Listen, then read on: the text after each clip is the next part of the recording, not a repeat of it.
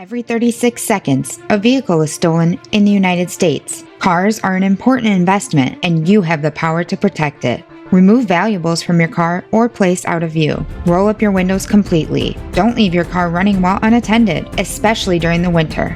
And always lock your doors and take your keys or fob with you.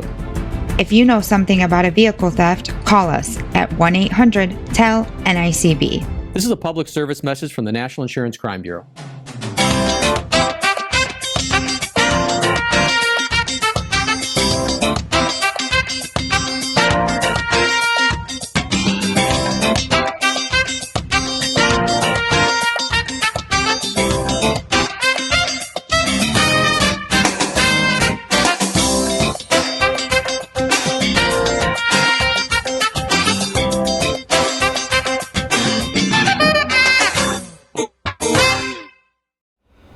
Hi, welcome to our Community Access. I'm Terry Stiles and I am with Ken Weaver, and he has a new title. This is the Superintendent of Oxford Community School District. Congratulations. Thank you. I appreciate it. I've been deeply honored to be put in this role and trusted with the education and safety of all the children in Oxford, and I look forward to fulfilling that obligation. I almost said welcome, but I don't have to because you've been in the school district. So let's tell everybody how long you've been here in your former capacity. Sure. My wife and I came to this school district in 2003. When we first came, we lived up in Lapeer, because quite ironically, we could not really afford to live in Oxford at the time. Right. And we thought we would get a starter home and eventually move down here after a few years. But I started off, I was hired in as a high school assistant principal. I worked with Mike Schwag. I was in that capacity for about 3 years. My first year was actually the last year that the current middle school served as the high school. Oh, right, I remember that. So I was involved in that transition up to the present high school. I spent those 3 years with Mr. Schwag, enjoyed it immensely, and then I was honored to be named the middle school principal. I was 8 years in that role. Enjoyed every moment of it. Just love this community, love the kids. It's been just amazing to be part of. Such that, I didn't know when I moved here in 2003, I knew I wanted to be a principal and so forth. Didn't know how long that I would be in this community because I did have those aspirations, but luckily it's worked out and I've not had to leave this community, and it has just been the most wonderful thing in the world to both work and to be here and have my kids go to school through here. So I was 8 years there, and then I was named to be I've had several titles in this role, but I basically ended up Deputy Superintendent of Curriculum Instruction, overseeing the buildings K-12. And then luckily about 4 years ago, we were able to hire somebody to help me with the elementary part of it. So I was able to actually have a weekend. Hand over some of that responsibility, and Mrs. Concha Collins is the Assistant Superintendent of Elementary Instruction, and that's been a wonderful addition to our district team. And then obviously about a month and a half ago, I was honored to be named the superintendent. So it's been quite a journey. Like I said, I've had my kids go to school here. I have 4 kids, and 2 of them have graduated from Oxford High School in just the last year and the year before. And then I have 2 children currently attending Oxford High School, 9th grade and 11th grade. And I probably should say their names. I usually don't for keep them somewhat privacy. I have McKenna Weaver, she's in 11th grade, and Ian Bruce Weaver, who is in 9th grade, and just tremendously proud of all my kids. And the other 2 are?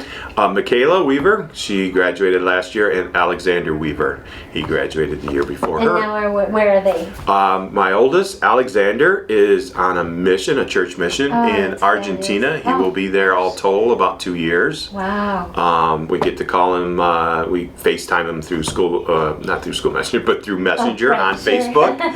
We get on 1 day a week, we get to talk to him for about an hour or so. also, and he's down there. And then my daughter is going to school currently out of state in Utah, and she just brought her back home. And then she is going to the Dominican Republic in July on a church mission as well, and she will be there for a year and a half as well. You know, there's a lot to be said for how well you've done as parents when your children leave home and leave state and leave country. It's hard on you, I know that, but it says a lot for how you did your parenting. Well, thank you. Yes. Congratulations. Yes, we're very proud of them. It's been quite a journey for them, and we've supported them along the way, and it's they've been their choices and so forth, and we've been very pleased with the choices that they've made. So we're excited. We'll be extremely excited when they get to come back to us, but they may not stay with us. It seems like they may be going, and that's the part of the being a parent is you love them, but you got to let them go too and find their way. So I know. It is a tough one. Easier said when you're talking to somebody else and their children. It's a lot easier to give that advice than it is to actually take it yourself. Agreed. So. We're learning. I have 2 graduates of Oxford as well. So let's go back a little bit. What made you want to come to Oxford to begin with? Where did you come from? I was in Sturgis, Michigan. So I had taught about 10 years out in Utah for a period. I had graduated at a time when teaching jobs were tough, and I was a history teacher at the time, and I got tired of working at night in a factory and subbing during the day, and I said, well, I'm going to circumvent this, and I'm going to go get a job and get a year of experience and come back. Well, I went out to Utah, fell in love with Utah, and just absolutely thought it was the greatest state as far as the climate and the culture. They didn't always pay teachers well, but it was still a great place to be. And then eventually I ended up finding myself getting married and so forth, and looking to get back to Michigan. My parents kept sending me job postings for administrator positions back here.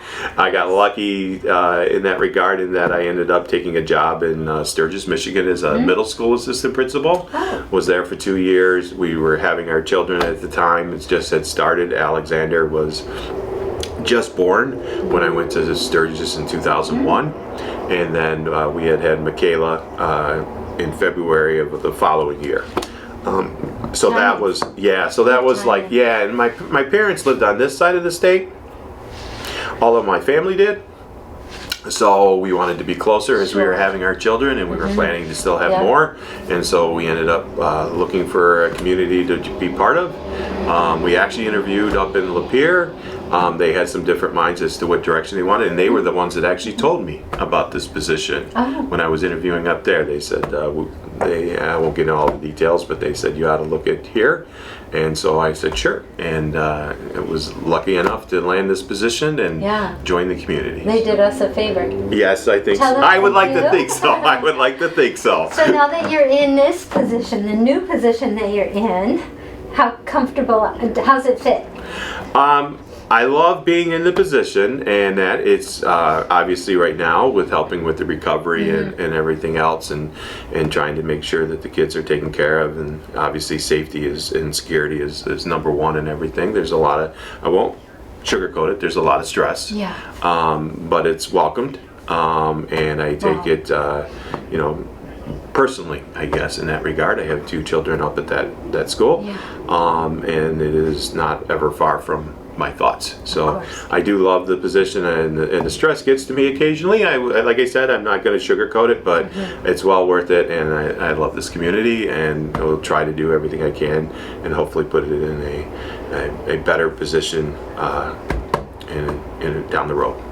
I'm sure when you took it over, prior to that, there's no playbook, is what I'm trying to say. No, it's... So you are ferreting your way through day by day.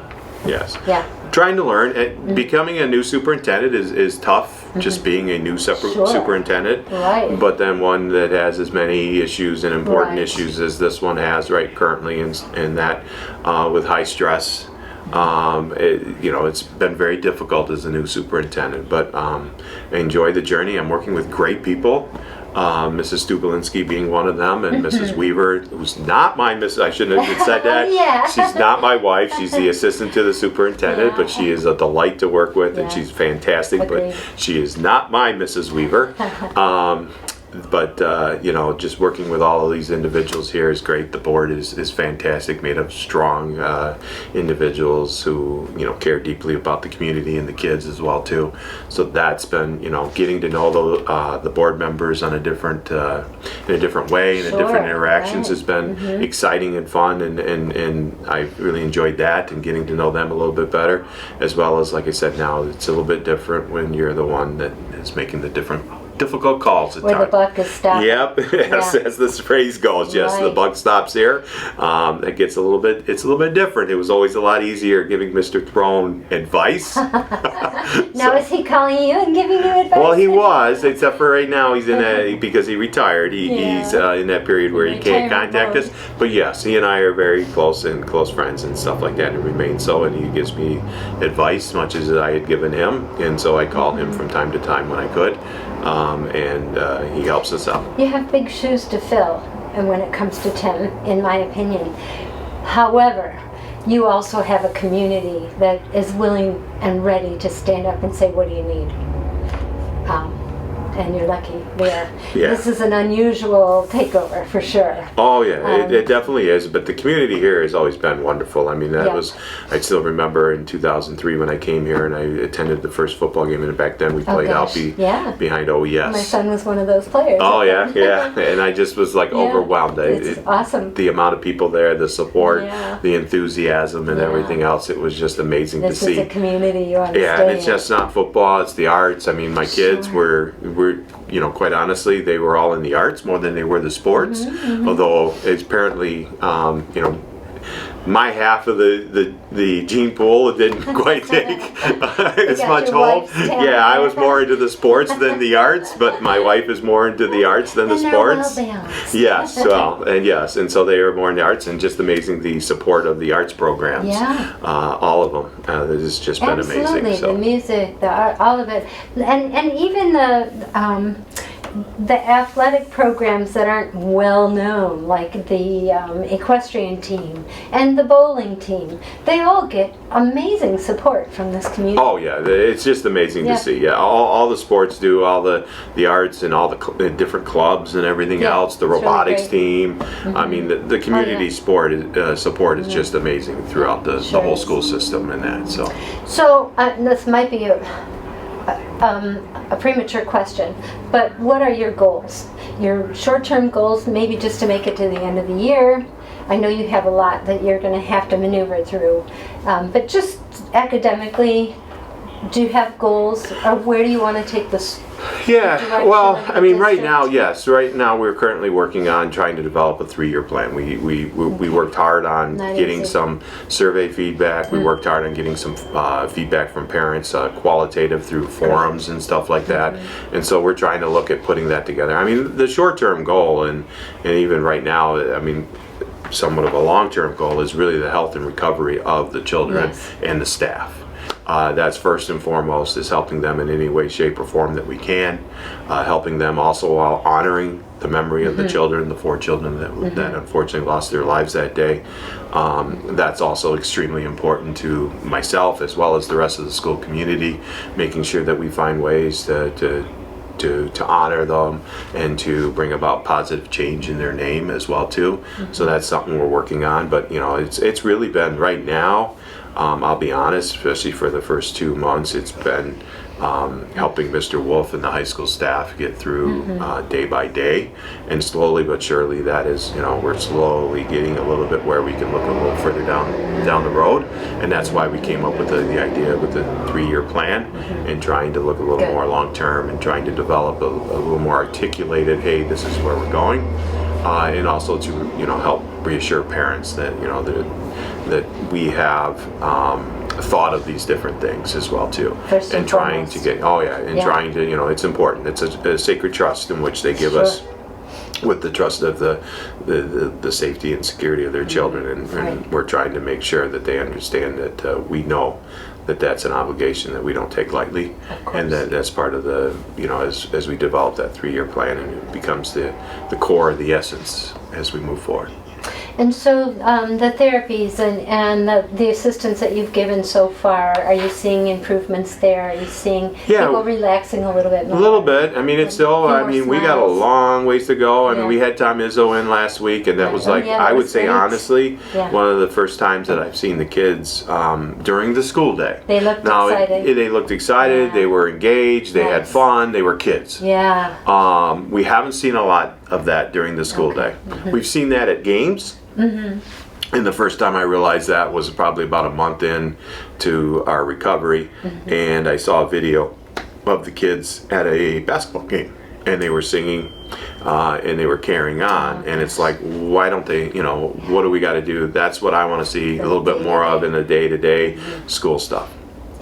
And so that part has been, you know, trying to get them, to push them and to help them and assist them into getting to that point has been, you know, it's been big for us to try to see that. So seeing that last week with Tom Izzo was like, oh my gosh, that brought a tear to my eye, basically. Yeah, mine too. I mean, it was really impactful to see the kids enjoying and being kids and jumping over Tom Izzo and asking silly questions and asking very serious questions and all of that. It was just really impactful to see and to be part of. And we do see glimmers of that. We do see parts of that, and we do see, and now it's just trying to build on that and trying to move forward. We have Mr. Wolf is working on cleaning up the courtyards and doing some things in that way in which we can channel our grieving for the 4 children in a positive direction where we can honor their memories and stuff. So we have some things that we're working on in that direction.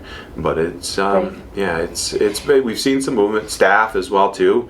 We do these surveys every month of staff and students, and that helps give us this input as to where they're at.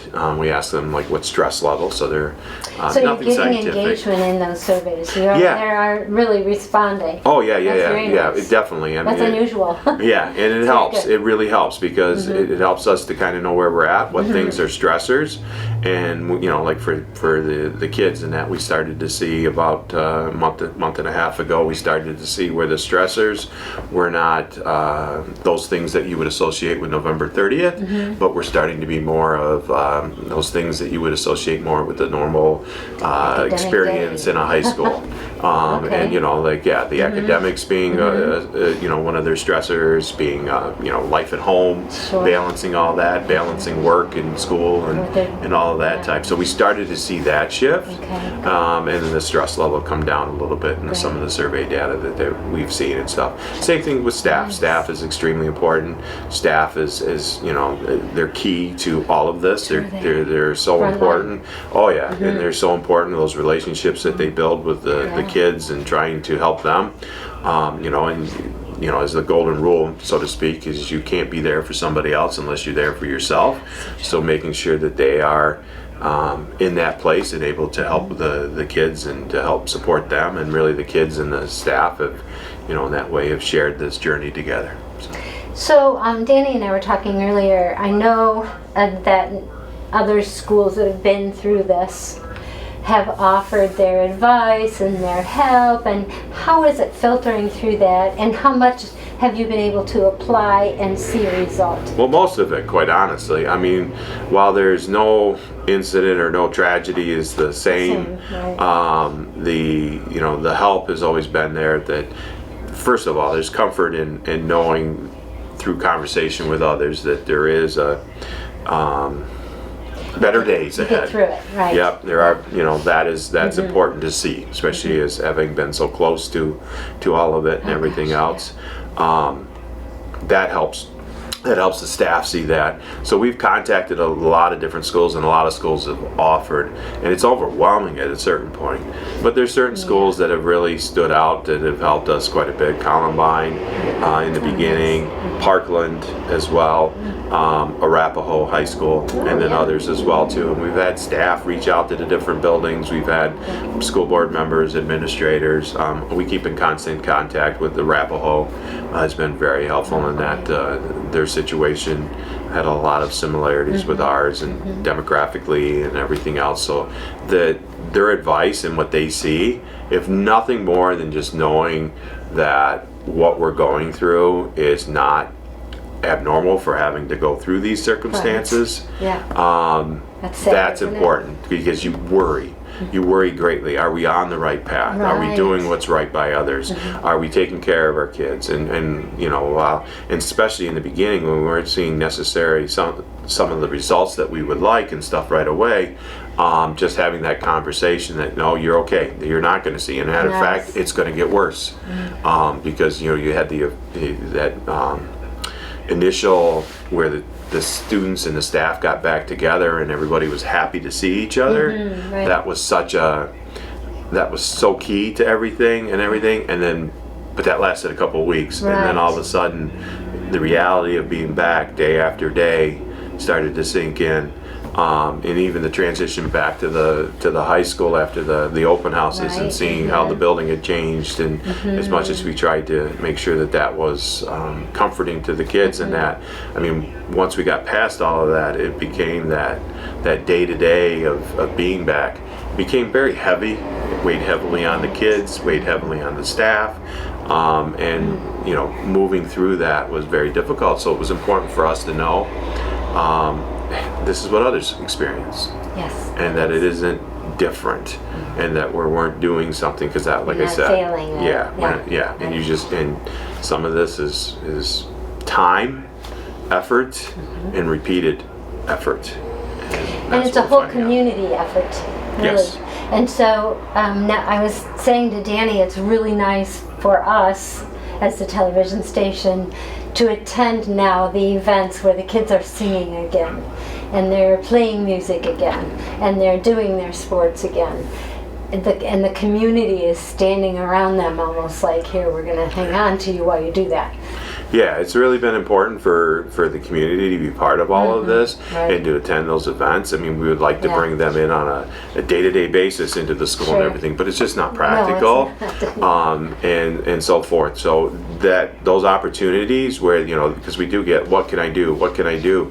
Yeah. Well, be there for your child is the number one thing. Making sure that you're checking in on them, listening to them, taking what they have to say seriously, giving us feedback as far as that goes. Like, we can't, you know, we're never going to make every parent happy, but the feedback is still nonetheless very important, because sometimes we don't have all the answers, and so getting that in the forums have helped with that. Communication is key. It's huge, and so having that give and take with parents is extremely important. So that's another way in which they can help out and so forth. But being there at the events and supporting their kids and helping them be kids is so important, because that's also part of this. Is you know, it is many of their senior year, and it's their junior year and sophomore year and their freshman and they year. missed so much last year. Well, and so, we've had all the COVID years on top, which has just so sad exacerbated for these everything as children. well too, and that has been difficult as well too. And so, you know, allowing them to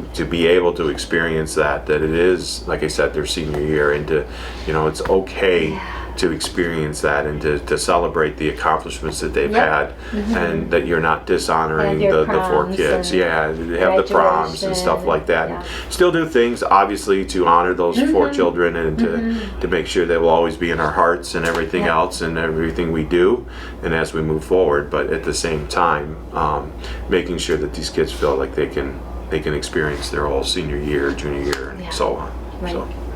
And so what's in it for you? What's in it for me? Happy kids, hopefully. That's and not mine. I'm talking about all of them. They're all yours. That right? that has been my joy, as working always has been the happiness of the kids, and seeing smiling faces and seeing all of that. It's why many educators, if not almost all, do what they do. It's not the pay, although some might think that or whatever. But at the same time, it's really about the joy on the faces of the kids, and then also seeing the proud expressions of the parents and so forth. So seeing that is more than reward enough, and that's all I need. So It's nice to see you smile. it is, very much. Thank you. Very much so. Thank you. We'll be back. Okay. All right. Come on, move. Of course, there aren't any spots.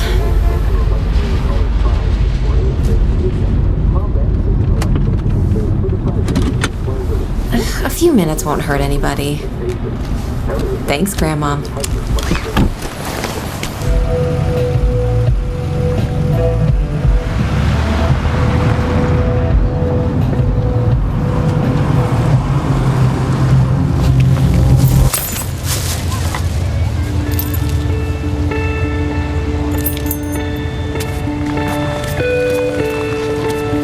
Paralyzed Veterans of America works tirelessly every day to create a more accessible America.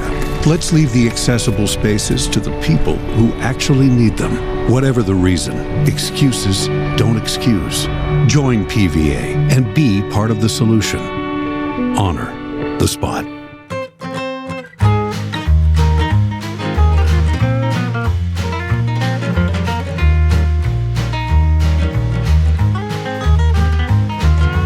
Hello everyone, this is Chris Vile, Clinical Director at Crossroads for Youth, and I'm out here with one of my close friends and Hunter. And one of us is a bull and one of us is accused of talking a lot of it. I'll let you guys decide that by the end of this video. What I'm here to talk about today is a really exciting event we have coming up on June 18th, and it's a fundraiser. And basically we're in our 70th year of providing residential services to youth from all across the state of Michigan. And to help celebrate that, we want to kind of go back to our roots, and that is when this place started in 1952, we were a working farm. So we thought, what a great way to honor our roots and to have a thing called Cow Plot Bingo. Yeah, and that's exactly what it sounds like. So on June 18th, we're going to have this field we marked out as a big board, and you will have the opportunity to not only donate to Crossroads for Youth, but also win some fun prizes. And you'll do that by purchasing one of our squares. And then at about 2 o'clock in the afternoon on June 18th, we will have Dewey and 3 of his closest friends are going to do their thing. And if they do their thing on your number, you win. So that's actually what's going to happen. We're really, really excited about it. So June 18th from 1 to 3 p.m. out here at Crossroads for Youth. Come on out. There's going to be refreshments. There's going to be games for kids.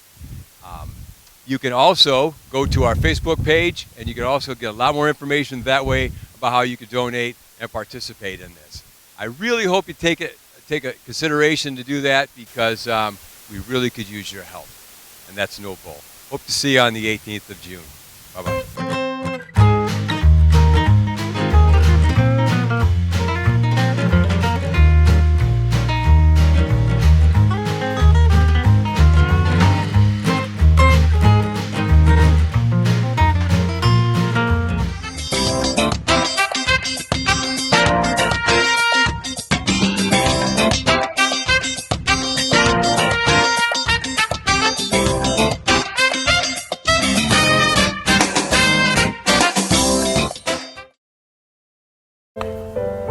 There's a hidden problem going on right now in our community. This past year has created tremendous financial stress on families. Many are having to make sacrifices they've never had to face before. Some are even going hungry. But there's also something amazing going on behind the scenes. Samaritan House, the Manna Food Pantry, K-Pax Kitchen, the Oxford Orion Fish Food Pantry, just to name a few. All of these organizations are powered by an army of volunteers, people who give of their time and their money and other resources so that their neighbors, our area families, don't go hungry. And Four County Community Foundation has been there, behind the scenes, granting these organizations money for equipment and supplies to make this happen for many years. But we realize there's more need than ever before. So today, we're announcing a new fund, Feeding Families Forever. This fund is designed to create an everlasting endowment so that organizations in our community have the resources they need to keep doing their incredible work. One hungry mouth, one meal at a time. Now we're asking for your help. If you're ready to step up and help support us and see that no one ever goes hungry in our area, just follow the link provided and let's feed families forever.